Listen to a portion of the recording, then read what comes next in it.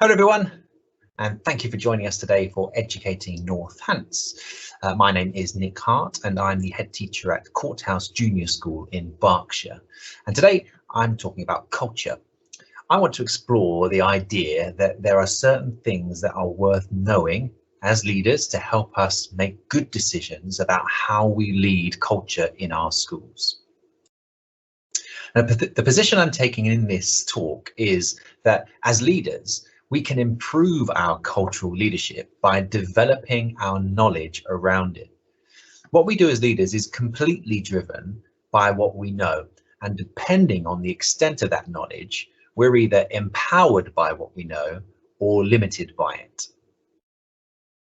We all rely on our hidden knowledge, that which is accrued through experience. And we can think of hidden knowledge in three ways.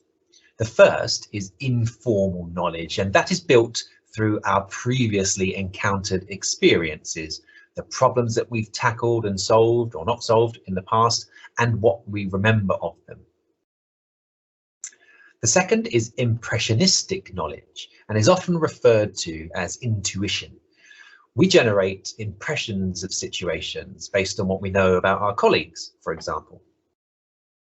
And the third is self-regulatory knowledge, what we know of ourselves.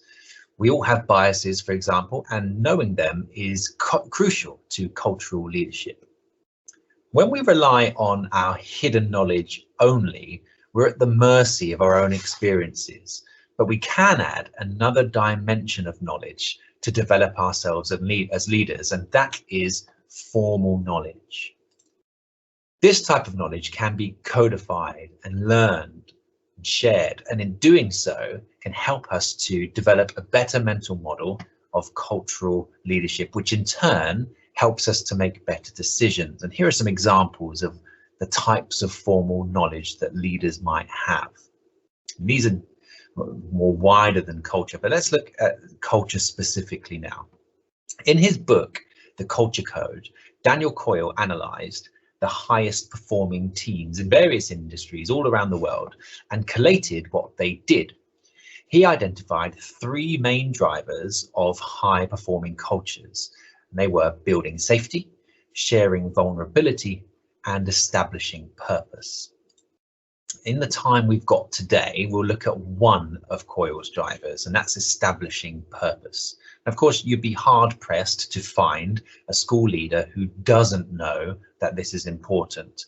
But the first point I'm making today is that we can codify the knowledge of what effective leaders do to establish purpose, making it far easier for us to learn and then apply in our own schools. Now, Coyle's book is full of valuable insights, and I've collated the things that it's worth knowing as a leader when it comes to establishing purpose from his book.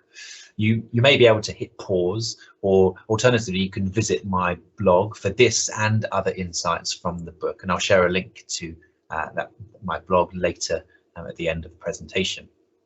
It's worth elaborating on some of these because up to this point I've argued a fairly simplistic point that by knowing more about high performing cultures, we can give ourselves an improved chance of better cultural leadership. There is more to it than that, though, which I'll attempt to explain in the short time that we have here. Let's look at the first one. This is a pretty standard piece of leadership advice, and you could call this generic leadership advice of over communicating vision, values, and strategic priorities.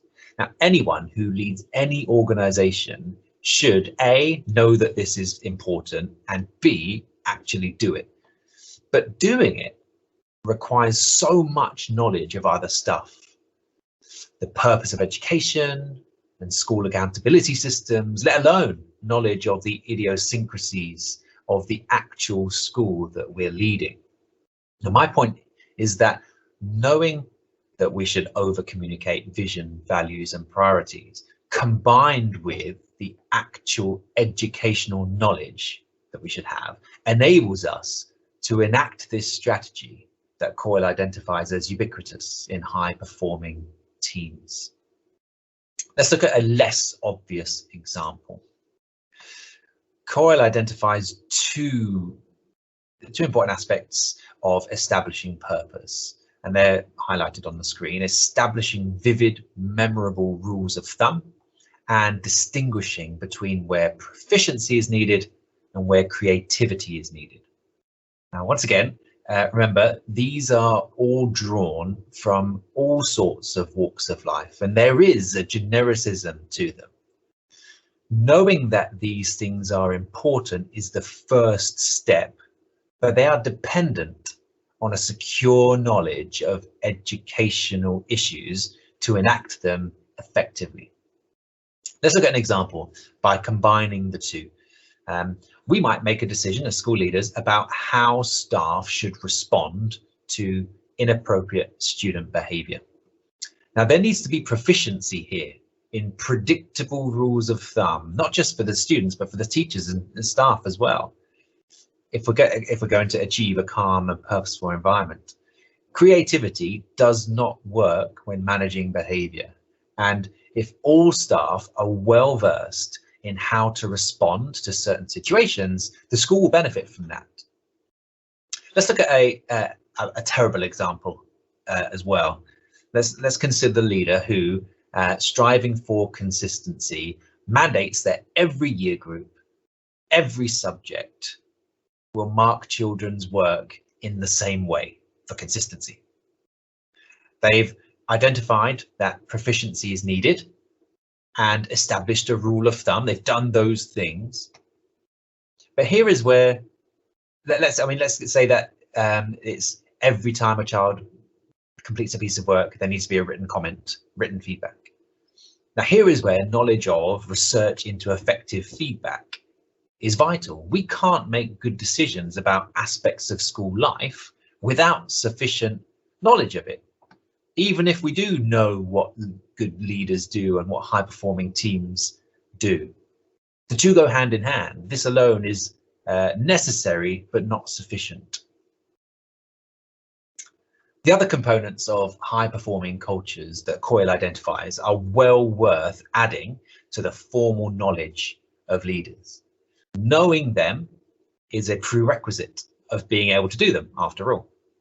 However, I can't stress enough the most important point here. We can definitely add to leaders' expertise in cultural leadership by codifying some of the things that they should know and be able to do.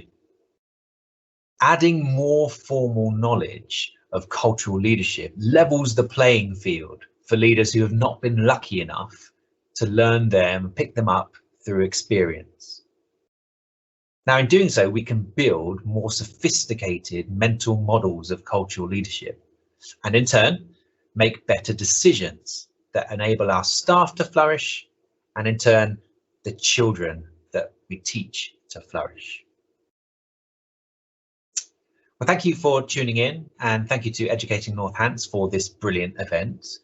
Remember to be part of the conversation on social media, and feel free to get in touch on Twitter and to visit my blog, all of which are on the screen there. Thanks again.